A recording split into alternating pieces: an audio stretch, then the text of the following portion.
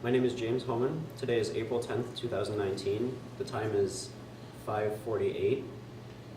We are at St. John's Northwestern Military Academy. I'm interviewing Bill Rheingans, who was born April 8th, 1954 in Milwaukee, Wisconsin, and served from the Vietnam War era to the Iraq War between 1972 and 2007.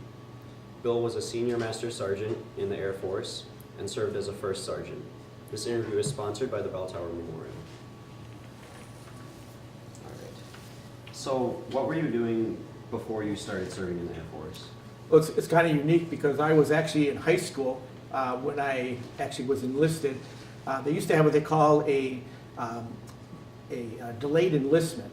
So it allowed me to go into the Air Force Reserve while I was still in high school. So I joined the Air Force when I was 17 years old, and I had to have permission from my parents. Okay. And is there a reason that you enlisted right away before graduating? Well, the end of the Vietnam War is just coming to a closure, and my dad was saying that there's a possibility that you could get drafted out of high school because they were still drafting. So my dad said it'd be a good thing to maybe join the Air Force so that if you get drafted, they would pick the branch for you.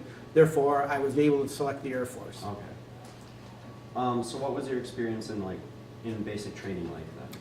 Well, basic training was quite interesting. Again, I was just out of high school. I went to basic in August of 1972. And I remember we flew down to, it was at Lackland Air Force Base, Texas. It was very, very hot. It was like 90 degrees out when we got there. And it was just very physical in the beginning. And again, that was my first sort of away from home. So it was kind of, sad for me, but you just have to, suck it up and do the best you can. We had a great, what they call TI, or training instructor, and taught us all the basics of basic training itself. Matter of fact, a couple days they had what they call black flag. It was so hot we could not even do any training, so we had to stay in the barracks all day and polish our boots. So I had the shiniest boots in the Air Force. Yeah. So this was a good way to adjust to the military lifestyle then? Oh yes, oh yes. Yeah. Were you trained for a specific job or?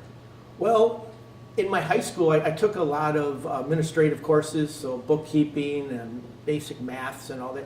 So, but when you're in the Air Force, you test for certain things, and mine was mechanical, believe it or not, which I thought I'm not mechanically inclined, but the administrative side. So I went into computers back in those days. So when I tested for computers, and then they normally would send you to a tech school where you'd learn that training. But because I tested so high in the administrative that they actually sent me to my first base. So it was 7 weeks of basic training and then automatically shipped right to my first base. Okay, and where was your first base? My first base was one of the best kept secrets in the Air Force. It was at Grissom Air Force Base, Indiana. So when I was in basic training, everybody would get their assignments of where they're going to go. And the TI came up and said that, Airman Rheingans, you're going to Peru. And I said, oh, I'm going overseas already. Yeah. And he goes, no, it's this little dot in Indiana called Peru, Indiana, which is right near Kokomo, Indiana. So I was stationed at Grissom Air Force Base. And you were working with computers there? Working with computers. Our computers at that time were as big as this room. So what we would do is all of the information that we would get from the different departments, we would put them on what they called IBM 80 cards. And we had to type all the little holes in it. And then you have a big stack of cards like this, and it was fed into this huge computer that's about as big as this room, and you get a report about as big as that piece of paper, all that. Yeah. And then you requested to transfer out of Grissom Air Force Base, right? Well, I joined the Air Force to see the world, and I didn't think I was just going to end up in Indiana. Indiana's a nice place, but I thought I'd like to see the world. So I was in Indiana for 3 years, and I thought, this is enough of this. I want to see the world. So I went to my commander, and I asked him, I said, if I'm going to stay in Indiana, once my 4th year is up, I'm getting out, unless I can get an overseas base. So it's what they call a dream sheet. And I put in my dream sheet, and I put Hawaii, Germany, California. I picked all these beautiful exotic bases, and they gave me Korea. What was your job in Korea? In Korea, I worked at the 51st Field Maintenance Squadron, and that was in charge of the flight line. So that was where they did all the maintenance of the aircraft. And at that time, we had F-4 Phantoms. So I was part of their team of making sure that all the aircraft were maintained properly and ready to fly. and worked with the control of the scheduling of the work on the aircraft. Okay, so you were on the administrative side of it. Administrative side, and also I was in charge of the leaves. So anybody wanted to go home or take a leave, Oh, okay. they'd have to go through me. So Okay. I was very Yeah. popular. And did you have a lot of connection with like the people or the towns there, anything like that? Yeah, because I got to Korea back in 1975, and when I arrived there, my first sergeant picked me up and he took me downtown. So I lived on base. I lived in two-story barracks, but I was able to go downtown and get to meet some of the nationals there, and they're very friendly. They just like the American dollar there. Yeah. And then how did you communicate back home to America to your family? Well, back in those days, we didn't have emails and we didn't have computers, well, big computers, but how we communicated was either by letter, and what I used to do with the letter is I would, want to put it to the post office, but my nickname there was called Cheap Charlie.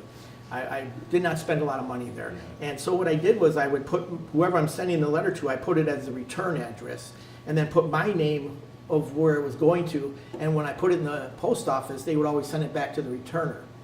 And then my parents would get my letter and they would know that I sent the letter. But if I didn't send a letter, we had the capability of calling on a phone. Believe it or not, we had communication with a phone, and it was called the Mars system.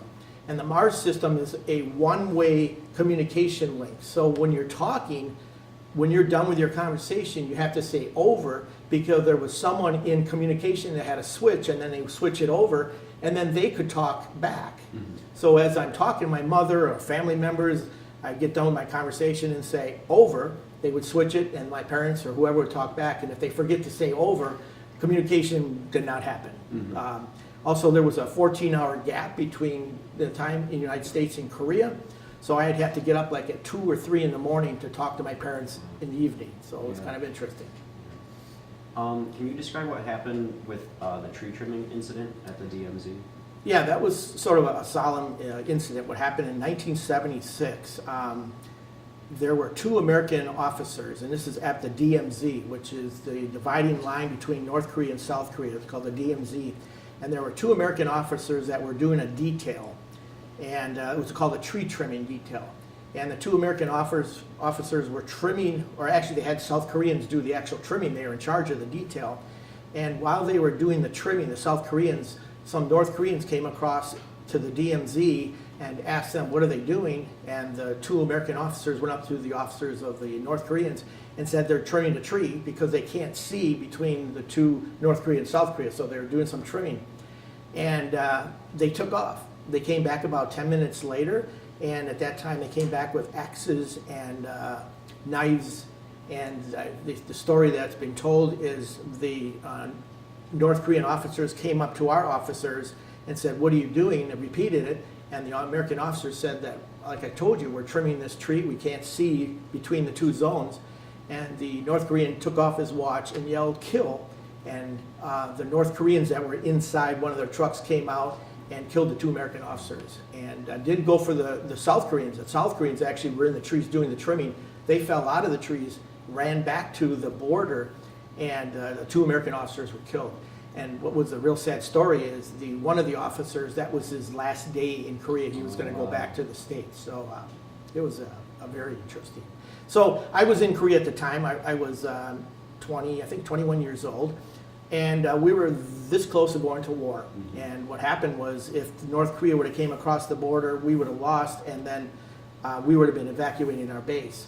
But the North Koreans gave us like 24 hours before they did anything. By that time, we had every aircraft, everything was ready to, and they actually blew the tree right out of ground. They had some rockets that just took away. But it was a very interesting. Being 21 years old and this close to going to war, I never had experienced that before. Yeah. So everyone in your group was more on edge after this. Oh yes, in the bowling, all the air crews, you were restricted on base. You couldn't go off base anymore. It was like for 5 days, and you could go to different places on base, and it was so quiet. It was so quiet. Everybody knew that all we had to hear is one siren go off, and we were going to war. Wow. And you mentioned a medal in regards to this that you have here. Yeah, this is kind of an interesting medal. It's a Korean medal, And it was given to me and every service member that was in Korea at the time of the tree incident.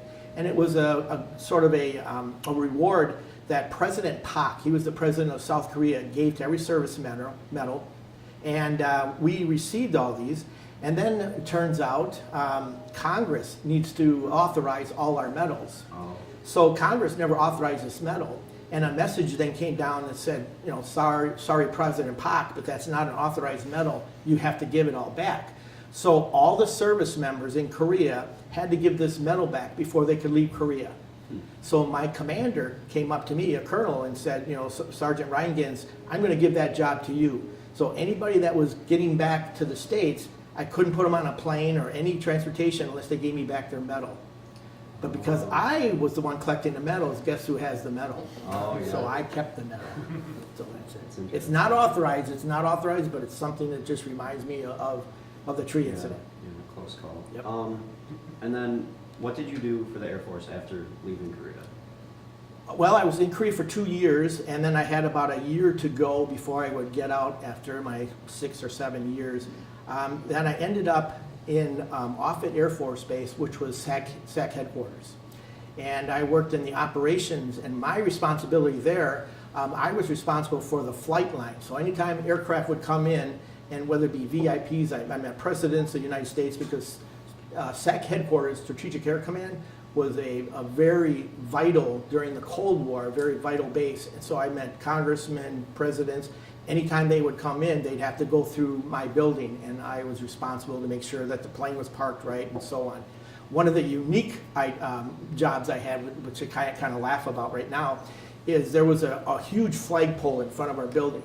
And anytime a 4-star general would pull up, it was always that flag has got to be waving. It couldn't be hooked up because they had an eagle on the top of the pole with a wingspan, and the flag used to wrap up around the eagle. Oh. And I was the lowest rank, so my boss would make me shimmy up that flagpole and unravel the flag off the eagle's wings. So that was, whether it be in the summer or in the winter, I had to do that. But that, working with the VIPs was a very interesting. I stayed at Offutt for about 1.5 years, and then I got out of the Air Force, active duty Air Force. Mm-hmm. And at this time you were a first sergeant?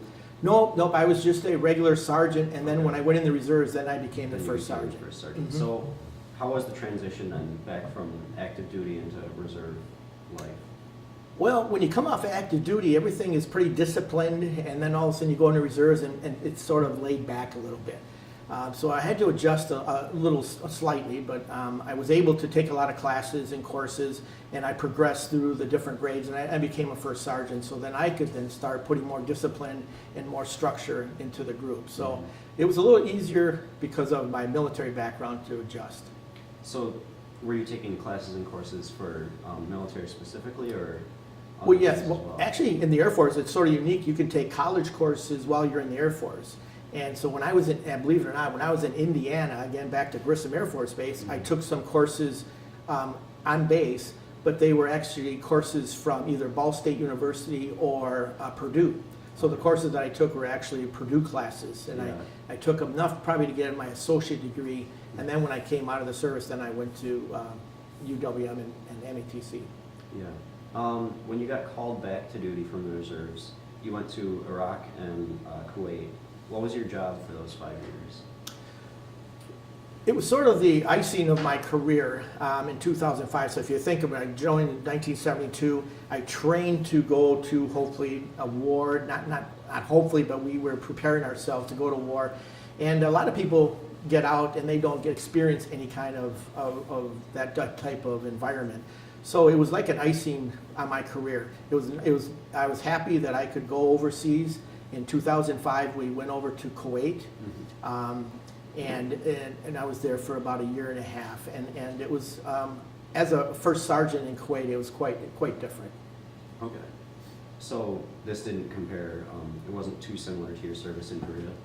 No, I was the boss in Yeah. Kuwait Yeah. as a first sergeant. My role is Kuwait. I was stationed at a base called Ali As-Salim in Kuwait. And our role there, the Air Force wasn't they didn't have bases in Iraq. So the bases that for the Air Force were in Kuwait because it's called a forwarding base. And then we would fly into Iraq with supplies and materials and people and so on. And then our base was outside in Kuwait. So as a first sergeant, I was responsible to make sure that, again, the flight line and all the people, the mission of the first sergeant is taking care of people. So I was sort of like the vice president of human resources, making sure that they're fed well, they're behaving themselves, and so on. But one of the duties I had over there also, we were the depot, so anybody going into Iraq always came through Aliyah Salim, and then they would jump on our C-130s, and then we would fly into Iraq and drop them off, or they could drive, because Aliyah Salim was only about 40 miles from the Iraqi border. Mm-hmm. So it was like a depot. So everybody coming into Iraq would come through our base, and then they would get transported. Or if they're coming out of Iraq, they would come through our base. And my job then was to make sure they get billeted okay, you know, they have housing, or not housing, but they're in tents for 1 or 2 days before they head up to Iraq. So, and then the planes would come in, believe it or not, it was good because it was so hot in Kuwait. The average temperature was about 90 degrees. It got up to about 125 during the day, so the planes would always come in at night because it was cooler. Yeah. It was like 80, 90 degrees. And then when the planes would come in, they'd come in about 2 or 3 in the morning, I would meet the planes, get all their troops off the planes, and then we put them up in tents. And then we make sure they go eat. And then by the time I get back to my barracks, it was about 3, 4 o'clock in the morning, wake up about 6, 7, start all over again, and then look around and the tents were empty. So they already had been transported, had a couple hours of sleep, and then they were moved up into Iraq. That's crazy. So were your living conditions also tense, or was it a little better? Well, being a first sergeant, I didn't have a tent, but they had what they call hardback tents, where you could stay in a tent, and a lot of my fellow military members had tents. Hardback tent means it's just a hard canvas with a door. We had air conditioning units because the tents would have been like 200 degrees. So we had air conditioning units, and then we broke them off. They were what they call GP medium tents. You could get about 10 guys in a tent, and then we just sectioned them off so everybody had like their little room. Being a first sergeant, though, I was in like a trailer. So my trailer had a room. I had a telephone and all that, so we could be communicated, and I was with the commander. Okay, yeah. Do you think your time in Korea and at the other Air Force bases prepared you for this? Oh, definitely. You know, you train while you're in the service, from basic training all the way through all the different bases. You train for this. So we were ready to go and well trained in what we did. And at this point you had a whole military career behind you too. Yes. Oh yeah, 35 years. Yeah. All right. What would you consider to be your most important, or one of your most important contributions during your service? I think my deployment in 2003 to 2005, where I could really show that I did something, you know, for the, other than, you know, going from one base to another. When I was young in the Korean incident, that was important, but just understand, you know, the Iraqi freedom and the war that was over there. I had something to do and contribute. I think that was my icing, I think. And you were taking care of over 100 people over there, right? I was the first sergeant for about 250 soldiers, and yeah, sometimes it felt like I was babysitting, but they kept all, you know, they didn't get in a lot of trouble. So, but yeah, it was interesting. Yeah. Was there ever a time then that there were any concerns with making sure they got where they needed to be or anything like that? Most of them pretty much mature, but because we were Air Force reservists when we went over there, which means that we are probably not 19, 20 years old. A lot of them were in their 30s or 40s. So a lot of them were pretty much mature and understood the military. They've been in the military probably 15, 20 years also. So it really wasn't an issue. They knew what they had to do, and they did it very well. Yeah. What are some life lessons you learned during your long military career? I always try to refer back to, it's called the Air Force core values. And the first core value is integrity. And integrity means you do the right thing all the time, even when they're not looking. You know, always strive to do the right thing. The second core value is quality and excellence in everything we do. And I try to live that motto. Do everything the best you can do. Yeah, we can't be perfect, but you can always shoot for that as a goal. And thirdly is service before self. And that's my way of giving back. And again, since I retired, I'm involved in a lot of veteran organizations and a lot of community, and that's how I give back to the government that allowed me to do all these kind of things and learn and train with the best. Yeah. So do you want to talk about some of those organizations you're involved in? Well, there's so many. My wife tells me that I volunteer for everything, but I'm also one of the organizations I belong to is called the Air Force Sergeant Association. We've got about 117,000 members in the United States, and I'm the chapter president for the state of Wisconsin. So our goal there is to make sure we promote the Air Force, the mission, and taking care of the military members and their family members. I'm also a VFW member, post here in Milwaukee called Gross Yachts. We have the largest post in the state of Wisconsin. We have over 700 members, and I'm the quartermaster. So I'm very involved in that. Of course, the Bell Tower Memorial, I'm involved in that one also. And another group is called ESGR. So when I came out of the active duty, I went into the reserves. Again, it's just another branch of the military. And I joined this organization because it gives support for employers. So ESGR stands for Employer Support for Guard and Reserve. So all the people that are either in any branch of service that have employers, we want to show that we recognize them. So ESGR allows us to do that, recognize the employers, recognize the family members. Okay. Do you want to talk about some of the stuff you brought, like this picture? Well, this picture here is, believe it or not, when I was 19 years old and I was in Korea. Mm-hmm. And as you can see, I had some hair and a little mustache and everything. It's just remember being in Korea. And again, that was the summertime. These were called the fatigues, mm-hmm. and they've changed uniforms. Now they're Desert Storms and BDUs, and they're all camouflage now. This unit, or this picture right here, identifies the C-130. And this is the aircraft that we flew at the 440th. We had about 8 of those. And this is the actual aircraft that I flew over into Kuwait. Oh, really? So that's the actually 404 tail number. And then this is my shadow box. And this sort of gives me my whole career in the military, all the way from the airman all the way up to the senior master sergeant, first sergeant, my medals that I achieved, and also my dog tags. You know, these dog tags are the ones I had in basic training. So when you go to basic training, you get dog tags. And you know you're in basic training because they clang, you know. And when you got 60 guys with these around their necks and you're in the barracks, that's all you hear is these clanging noises. So, but you have to have dog tags. And so when I was over in Kuwait, I actually had them gold plated for about $15. You know, gold plating over in Kuwait was quite cheap. So I got my dog tags plated. So, and the other ones, this is my badge of what I did. And then some of these are just the different squadrons. But I have this up on my wall just to remind me of my military career and how important it was in my life.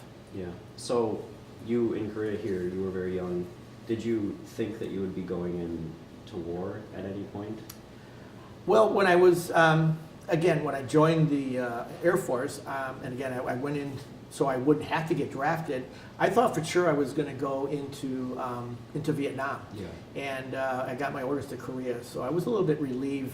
But you know, Korea was, I mean, it was quite different than going to Vietnam, of course. But we were still very close to going to different wars and so on. Yeah. One of the stories I want to talk about, when in 1973 I was stationed in Indiana, and there was a time when there were a lot of POWs in Vietnam, and they used to have a program that's called a POW bracelet.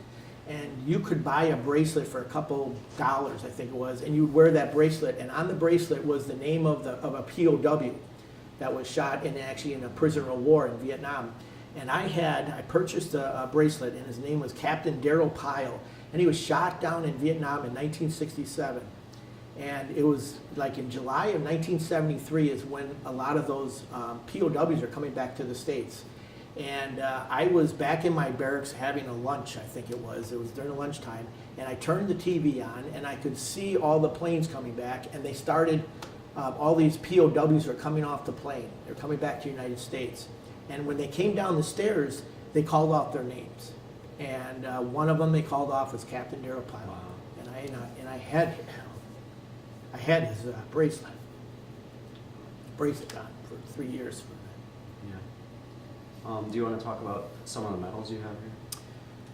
Well, some of these medals, meritorious medal, you get that pretty much when you're ready to retire. Commendation medal means you do above and beyond Of course, I had the Good Conduct Medal.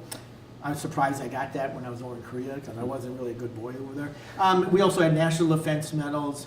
And then also there's a green medal in here. It's called the Korean Service Medal.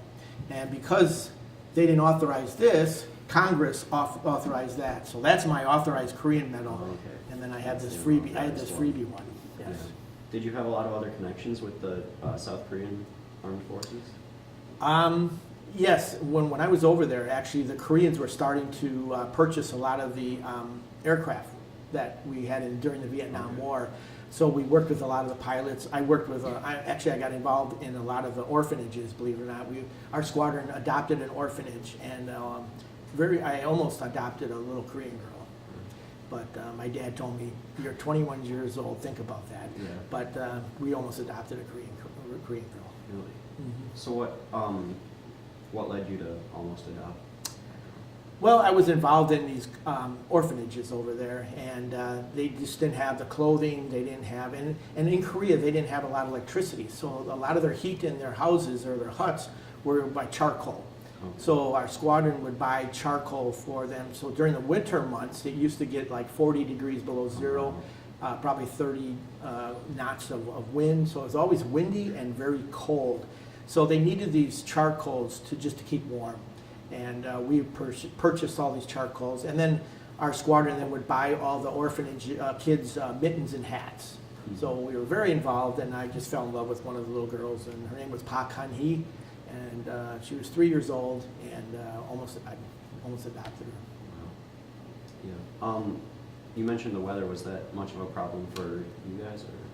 Wasn't for me because the Air Force or any military, they give you good clothing. But when I got there, it was like 70, 80 degrees July, August. But by the time October, November, it started getting cold. Like I mentioned, it would go 30, 40 belows. I remember walking sometimes on base where you take one step forward and you get blown back 2 steps. So sometimes just to get across the street, it'd take me about 20 minutes. Wow. But they gave us parkas, they gave us all kinds of Antarctic equipment and clothing. So Yeah. we were kept warm. And then of course it was very different in Kuwait. In Kuwait, it went to the other extreme. It was Yeah. 125 degrees. Actually, inside the cockpit of a C-130, it got up to about 230. So what they used to do is run air conditioning units inside the cockpit because of course, the pilots didn't want to get into a hot cockpit. Yeah. So we would put air conditioning units in there. One of the stories I had, one of my last tasks I had over in Kuwait, I got a call that there was, because Kuwait was a dry county or dry country, you couldn't have any alcohol. Mm-hmm. And some of our soldiers would try to smuggle in alcohol. And what they would do is they were very creative. They would use sometimes Scope mouthwash, and you could put your UV blue in there, and you think it. So once in a while, I'd have to go and do an inspection of tents, and I'd have to open up their Scope and take a little sip, make sure it's a mouthwash. But I got a call that there was a individual, the army troop just arrived, and his duffel bag broke open, and out came a case of Johnny Walker. And they called me and said, you have to come out here and do an investigation. So I told them to call the security forces, and I'll meet you out on the flight line. I jumped in my air-conditioned vehicle, and I drove out to the flight line, and I was about 10 minutes out. By the time I got there, there was no alcohol anymore because it was so hot. Once it hit that asphalt, it evaporated. All I had left was glass, so I had no evidence of any kind of alcohol, just glass. But we found some alcohol on the bottom of a guy's combat boot, so I used that as evidence. And then we found out who this army troop was, and he got in trouble. He got in trouble. Yeah. Are there any other stories from your time in Korea or Kuwait? Well, one of the funny stories, could have been a very serious story, is when I was in Kuwait, they have what they call binjo ditches, and that's the irrigation from the rice paddies and the water comes down. And they have what they call monsoon season between July and September where it rains every day. Yeah. So these binjo ditches actually are like rivers. And I was on my way to work, and we had what's called the Ho Chi Minh Trail, and I was walking from my barracks to my work, and I came across this binjo ditch, and I thought I was young, and I thought I could leap it and jump right over it, and I took a wild jump, and I fell right in the binjo ditch. And the ditch, actually, the current of the water took me down about 50 yards. I thought I was going to drown. So I got out, unfortunately, I wasn't smart enough. I got out on the wrong side because I can't go to work now. I smell like a binjo, which is, you don't want to know. And I had to get back to my barracks and change my uniform, so I had to get back in the binjo and go across, get up. And then I went back to my barracks, and then we had what they call houseboys. And a houseboy was an individual that was a Korean national that we paid a couple bucks, and he took care of my laundry, make sure my room was clean, protected my stereo equipment and so on. And he burned my uniform, and I just changed my uniform and went back to work again. Yeah. So I almost died. Wow. Were like the houseboys and the other Korean nationals, were they glad to have you there? Oh yeah, because we used to give them $10 a week, and they would do everything for us. I had a really good houseboy. He would protect everything that we had. So there were 4 houseboys because our barracks we had about 60 guys in the barracks, and then each one would have 10, maybe 15 different GIs, and they would get the 15. So they were considered pretty rich in the economy of Korea. So they really enjoyed themselves. And then once in a while, I'd just throw in a bottle of Jack Daniels for them or something, Yeah. just as a treat. But my houseboy actually was about in his 40s. And again, I was like 21, but he was in his 40s and had 3 kids and was able to support his family just on the money that he made on base. Huh. Interesting. And then, do you have any stories from Kuwait? Other than, one of the things that my job was, again, meeting the planes when they come in. And we'd shipped a lot of supplies to Iraq, and we shipped a lot of people. But the worst thing, I saw a lot of coffins come back too. So all the C-130s would bring the coffins, and then they would transport them to Delaware to be processed. But you see all these young kids. As a first sergeant, we used to make sure that all the other services also had supplies. And there was a lot of opportunities where companies here in Milwaukee and Wisconsin would donate things. And then we'd ship them over there, and then I would gather them. And then when people needed things out in the field, we would then allow them to come in and grab whatever kind of incident, what kind of items, like hygiene items or whatever. And one day, one of my troops came into my office and said that we had a Marine coming in. He would like to have some supplies there up in Iraq, and he didn't have any hygiene for his troops. And I said, well, have him come in my office. So he came in my office, and he was 18 years old. And I had a conversation with him, and how's things going? He said, sir, I just got here about 30 days ago. And I said, well, are things okay? He said, my roommate that I was not only had joined in the military, but also went through all of the training, was killed about a week ago.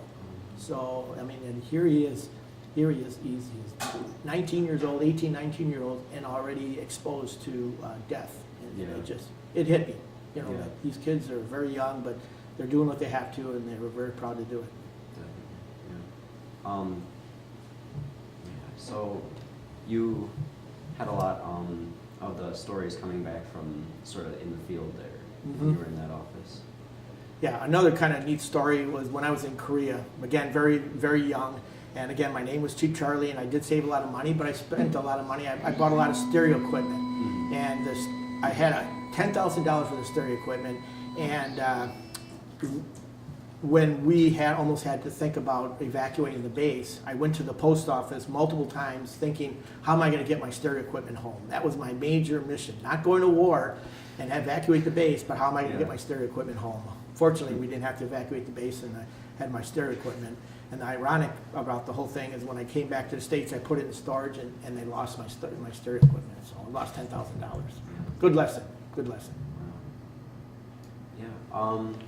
Is there anything else that you wanted to mention? Not really. I think that's pretty good. I appreciate that. Yeah. So, in closing, this has been an interview with Bill Rheingans regarding his service from the Vietnam War era through to the Iraq War era. My name is James Holman. The time is 6:25. Thank you for agreeing to this interview, and most importantly, thank you for your service. Thank you. Yeah. Thank you very much. Thanks.